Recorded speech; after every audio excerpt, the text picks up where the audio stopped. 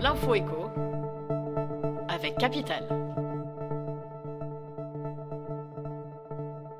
C'est le sujet d'inquiétude du moment.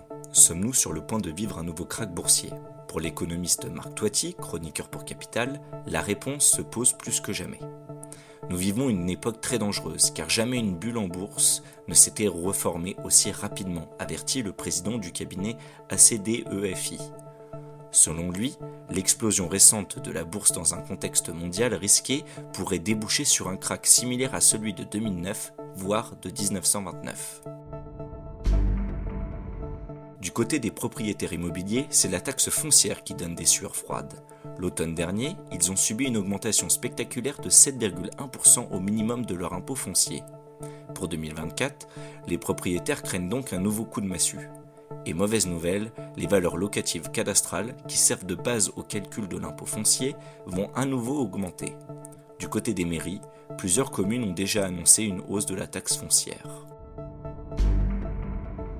L'exclu du jour se penche sur les frais facturés par votre banque. Pour vous repérer parmi toutes les offres du marché, Capital vous dévoile son classement 2024 des tarifs bancaires. Les brochures de 100 établissements ont été décortiquées pour 7 profils de clients.